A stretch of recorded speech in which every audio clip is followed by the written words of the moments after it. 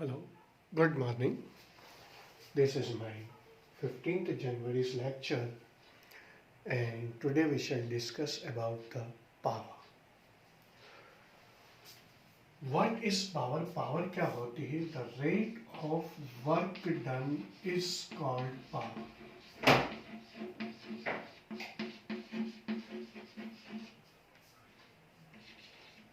Is called power. P से denote करते हैं इसको और इसकी वैल्यू होती है W/T. The rate of work done is called power. Work done हम लोग कैलकुलेट कर पढ़ चुके हैं, इससे पहले वाले टॉपिक के अंदर डिस्कस हो चुका है हमारा.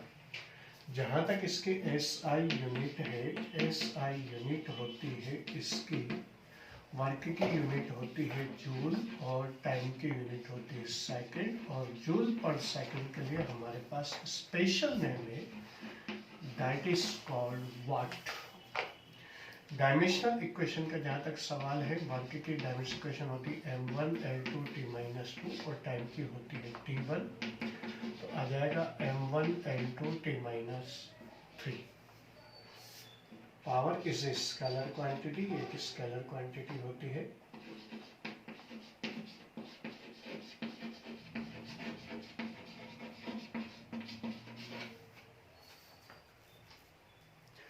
तो पावर एक स्केलर क्वांटिटी होगी और the rate of work done is called power. अगर हम लोग 1 वाट को डिफाइन करना चाहते हैं तो 1 वाट इज इक्वल टू होगा when 1 joule work is done per second, then corresponding power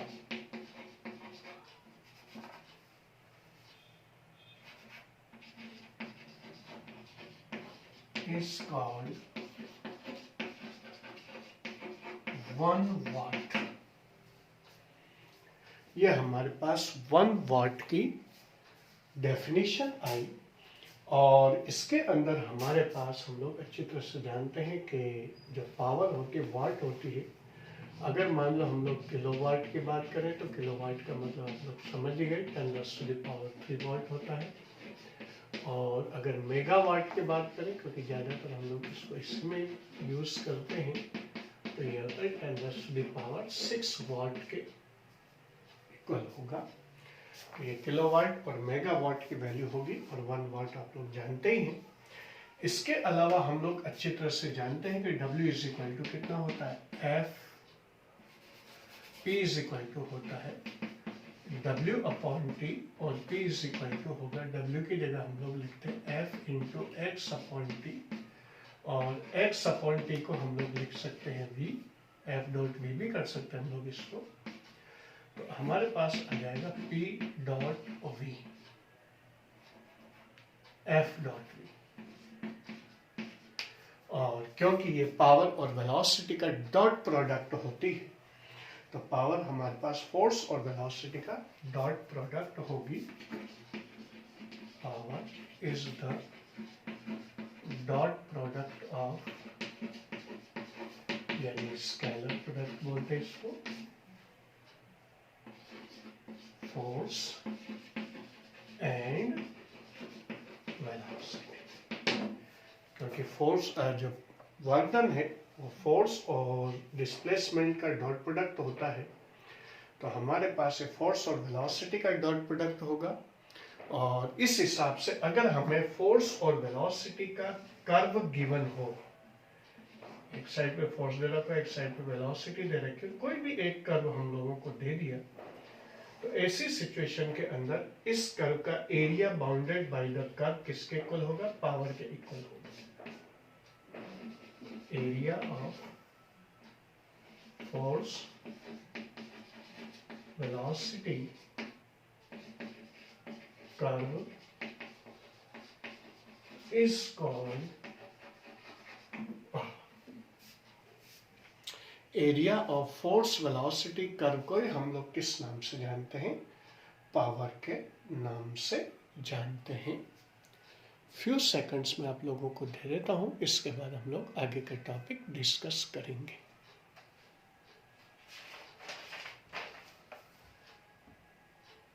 okay, अब हमारे पास इसके अंदर आता है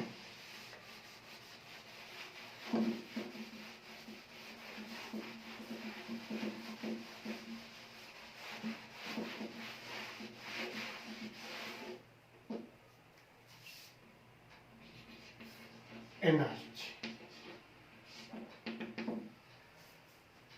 एनर्जी क्या होती है? सिंपल सी चीजें, नई टर्म नहीं हमारे लिए, पहले पढ़ चुके हम लोग। The capacity to do work is called energy. किसी भी बॉडी की वर्क करने की कैपेसिटी ही क्या कहलाती है? एनर्जी कहलाती है। इसे हम लोग डिनोट करते हैं। अगर मान लो किसी बॉडी के अंदर वर्क करने की कैपेसिटी ज़्यादा होगी तो उसकी एनर्जी ज़्यादा होगी, यानी वाइस वर्सा भी हम लोग ले सकते हैं। अगर किसी बॉडी की एनर्जी ज़्यादा तो उसमें वर्क करने की कैपेसिटी ज़्यादा, एनर्जी कम तो वर्क करने की कैपेसिटी क्या हो जाएगी? कम हो जाएगी। तो यहाँ पर आपके पास जो वर्क डन है, एनर्जी है, वो वर्क करने की कैपेसिटी से ही शो होती है। ऐसा यूनिट का जहाँ तक सवाल है वही होगी जो वर्क की यूनिट होगी, यानी जूल ऐसा यूनिट। तो और सीजीएस यूनिट हमारे पास जो पहले हम लोग डिफाइन कर चुके हैं, अर्ग होती है। डायमेंशनल इक्वेशन भी इसकी सेम होती है, वर्क की ही होती है। m1 n2 t-2। Energy is a scalar quantity. जो एनर्जी होती है वो एक स्केलर क्वांटिटी होती है। तो यहाँ पर हमारे पास ये एनर्जी से रिलेटेड टर्म्स हमारे पास इसके अंदर आए। जूल वगैरह की जो डेफिनेशन या अर्ग की जो डेफिनेशन है वो वही रहेगी जो हमारे पास किसके अंदर पड़ी थी हम लोगों ने, जिसमें जो हम लोगों ने कहाँ पर पढ़ी थी? वर्क के अंदर पढ़ी थी। वही सेम डेफिनेशन इसके अंदर एनर्जी की भी होती है। तो एनर्जी और वर्क इक्विवेलेंट टर्म से होती है, और जितना वर्क होगा उतनी एनर्जी होगी, या जितनी एनर्जी होगी उतना ही वर्क होगा। यूनिट भी सेम, डायमेंशनल इक्वेशन भी सेम, और एनर्जी भी वर्क की तरह ही क्या होती है? एक स्केलर क्वांटिटी होती है। तो जब भी हमें एनर्जी कैलकुलेट करनी हो तो हम लोग एक्चुअली वर्क डन ही कैलकुलेट कर रहे होते हैं। तो ये चीज़ हमारे पास इसके अंदर एनर्जी से रिलेटेड हुई।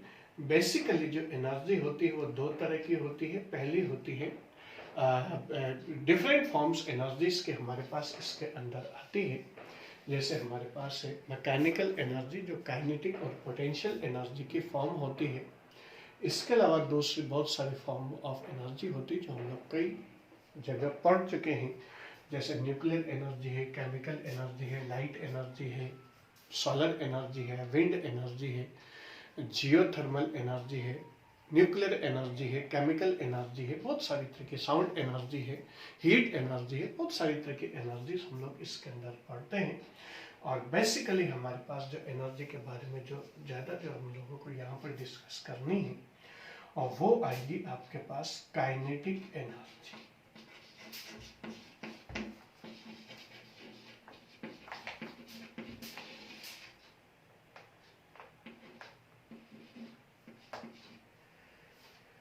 काइनेटिक एनर्जी क्या होती है? किसी बॉडी के मोशन की वजह से उसके अंदर जो वर्क करने की कैपेसिटी आती है, उस कैपेसिटी को हम लोग किस नाम से जानते हैं? काइनेटिक एनर्जी के नाम से जानते हैं।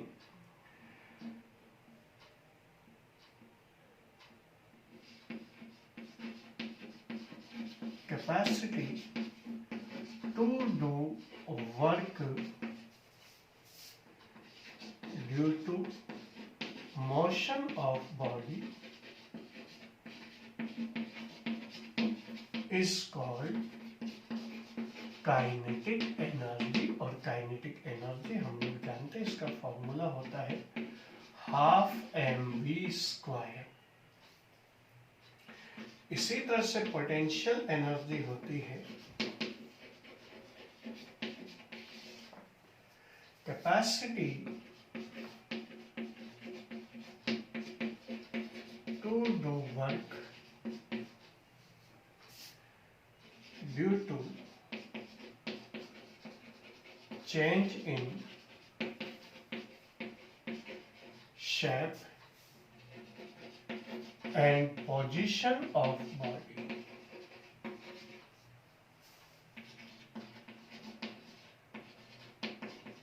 is called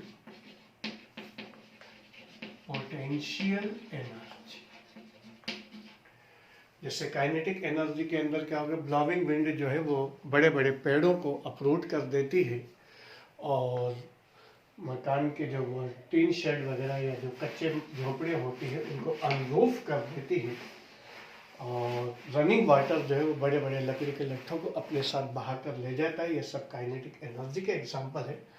पोटेंशियल एनर्जी के अंदर मैकेनिकल वॉच के अंदर जो हम लोग जो उसके अंदर चाबी रहती है, की रहती है, उसे घुमाते हैं तो घुमाते उसका फनल टाइट हो जाता है, फिर धीरे धीरे फनल खुलता जाता है, वैसे वैसे घड़ी चलती रहती है।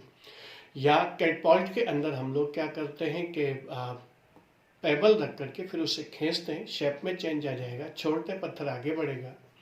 तीर कमान है, उसके अंदर हम लोग कमान के अंदर तीर लगा करके उसे खींचते, शेप में चेंज आएगा, छोड़ेगा, तीर छोड़ेंगे, तीर आगे बढ़ जाएगा। तो ये सब पोटेंशियल एनर्जी के एग्जाम्पल है।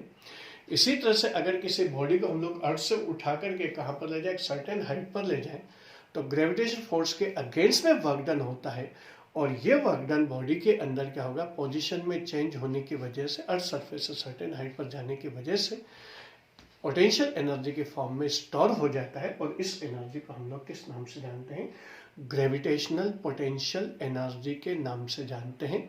और ग्रेविटेशनल पोटेंशियल एनर्जी की वैल्यू कितनी होती है, mgh होती है। तो यहाँ पर हमारे पास ग्रेविटेशनल पोटेंशियल एनर्जी की वैल्यू कितनी होगी, mgh, m मास है, g acceleration due to gravity है और h वो हाइट है जो अर्थ सरफेस से बॉडी को हम लोग क्या करते हैं, रेस करके ले जाते हैं। तो ग्रेविटेशनल पोटेंशियल एनर्जी हो गई। ये आपके पास काइनेटिक एनर्जी 12mv² आपके पास इसके अंदर होता रहता है। और इसी तरह से अगर मान लो हमारे पास kinetic energy of stressed spring की अगर अपन बात करें तो स्ट्रेस्ड स्प्रिंग की काइनेटिक एनर्जी आपके पास कितनी हो जाएगी, वो आ जाएगी आपके पास 1/2 kx², जहां पर k क्या है, स्प्रिंग कांस्टेंट है और x क्या है, वो डिस्टेंस है जिस स्प्रिंग को खींचा गया है, डिस्टेंस या एक्सपेंशन ऑफ स्प्रिंग हम लोग लिख देते हैं इसको, एक्सपेंशन इन स्प्रिंग। उसके नॉर्मल पोजीशन से जितना हम लोग स्प्रिंग को खींचेंगे वही उसका क्या होगा, स्प्रिंग कांस्टेंट कहलाता है। तो स्ट्रेस्ड स्प्रिंग के अंदर आपके पास क्या होगा, 12kx², जहाँ पर k स्प्रिंग कांस्टेंट है और इसके अंदर हमारे पास और एक ग्रेविटेशनल पोटेंशियल एनर्जी है। तो ग्रेविटेशनल पोटेंशियल एनर्जी तो mgh होती, जहाँ पर m mass, g acceleration due to gravity और h हाइट इसके अंदर कंसिडर की जाती है। अब इसके अंदर जो नेक्स्ट क्लास होगी उस नेक्स्ट क्लास के अंदर हम लोग स्ट्रेस स्प्रिंग का फॉर्मूला और काइनेटिक एनर्जी का डेरिवेशन और दूसरी चीज़ें हम लोग इसमें स्टडी करेंगे। फ्यू सेकंड्स में आप लोगों को नोट करने के लिए दे देता हूँ, then after we shall close our class.